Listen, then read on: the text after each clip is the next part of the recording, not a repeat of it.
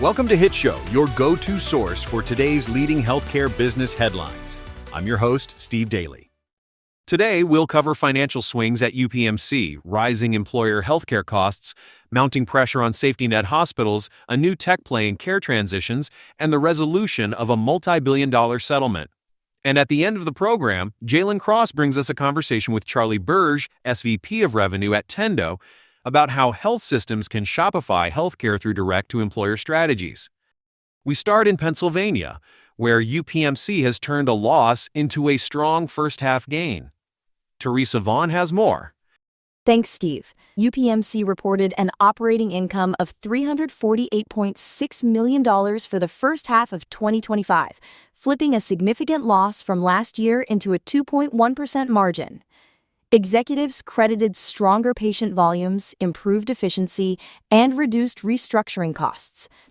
The turnaround underscores how large integrated systems are finding ways to stabilize performance even as labor and supply expenses remain high. Analysts say UPMC's health plan, which continues to deliver steady margins, played an important role.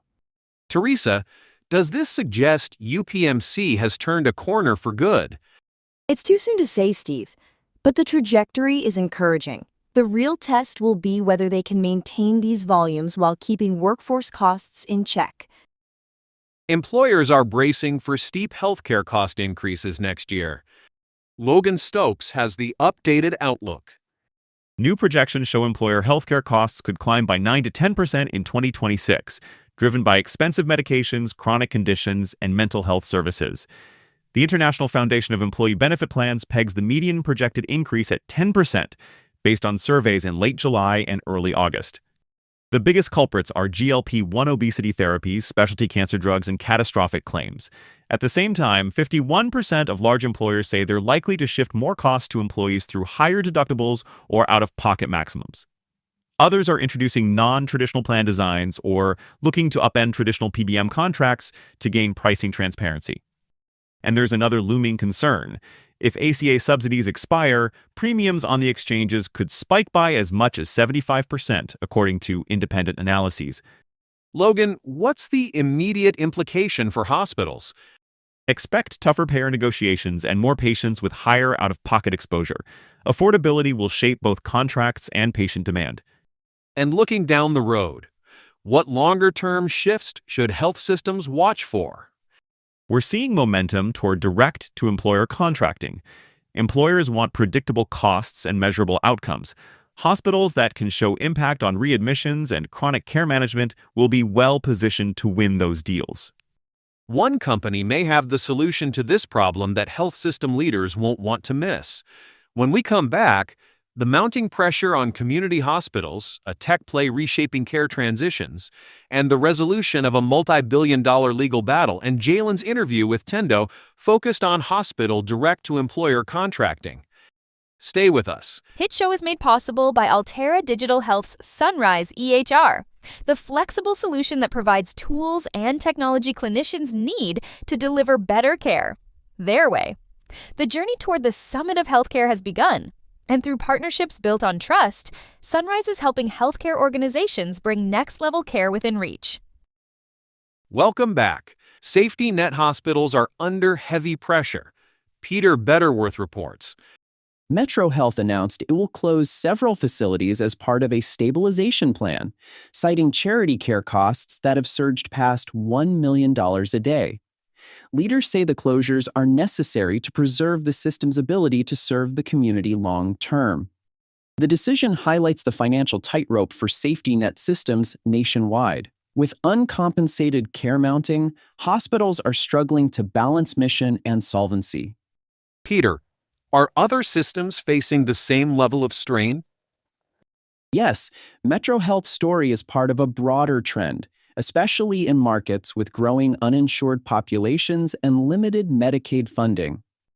Now to a move that could reshape hospital discharge planning. Anika Shah reports. Trella Health, a market intelligence provider in post-acute care, has acquired Repisodic, a hospital discharge automation platform. The merger creates a more comprehensive solution for care transitions, combining Trella's analytics with Repisodic's workflow tools. The goal is to align hospital discharge with post-acute insights, improving patient adherence, reducing length of stay, and boosting performance under value-based care. For hospitals, this could mean fewer readmissions and smoother patient flow. Anika, how soon could hospitals see the impact of this deal? Integration is expected to begin this year, with early adopter hospitals piloting the combined solution in 2026. Thanks, Anika. Next up, a resolution in one of healthcare's largest legal cases. Jade Romero reports. A federal court has entered final approval of the $2.8 billion Blue Cross Blue Shield settlement with providers. The agreement, years in the making, is expected to benefit more than 1 million providers across the country. Court filings show that about 15,000 providers chose to opt out, but the vast majority will share in the settlement. Provider groups say the outcome helps address long-standing concerns about market concentration and restrictive practices in insurance. Jade, how soon will providers see payments? Provider payments are expected to roll out over the next several months, but the exact timing depends on final administrative steps. And before we close, Jalen Cross sat down with Charlie Byrge, SVP of Revenue at Tendo, to talk about how health systems can Shopify healthcare. Health systems are tired of fighting with insurance companies over contracts. I talked with Charlie Byrge from Tendo about how they're helping hospitals go direct to employers instead. Charlie, you're saying health systems can bypass the middleman completely? Health systems want to attract what they call net new revenue, new patients inside their doors. They're struggling with their contracts, their managed care contracts with their health insurance companies in their market. So where Tendo's coming into the mix is we're contracting with health systems across the country. We're Shopifying their healthcare. So employers can shop for healthcare like shopping on Amazon. Tendo is contracting with health systems, looking at claims data, helping them bundle their episodes of care, creating what is called a prospective bundle, meaning everything is contracted ahead of time. Think about like you're shopping on an Amazon-like platform. You can transact and buy it ahead of time. What's the business case for hospitals? There is a way to create a private marketplace that is truly better for the employer, which is a reduction in cost, and is a net new revenue stream for the health systems. And they can go direct to employers if they can do it in a transparent, transactable, and scalable format. And Tendo provides that solution in the market today. Direct contracting with employers, cutting out the insurance middleman and creating predictable revenue streams. Thanks, Jalen. That's all the time we have for today. Thank you for joining us on HITshow. If you like these stories, please follow us on LinkedIn and check out our in-depth feature videos on HIT.show. HITshow, your go-to source for healthcare business news, can be found all the places where podcasts are heard. Please join us again tomorrow for the latest headlines in healthcare. HITshow is made possible by Impulse, the new standard in health engagement. Impulse delivers personalized, consumer-centric experiences across the entire health journey.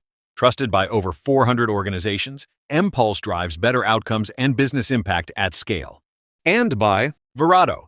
Verado powers exceptional experiences everywhere by solving the problem that drives everything else, knowing who is who. Verado, the first name in Who's Who.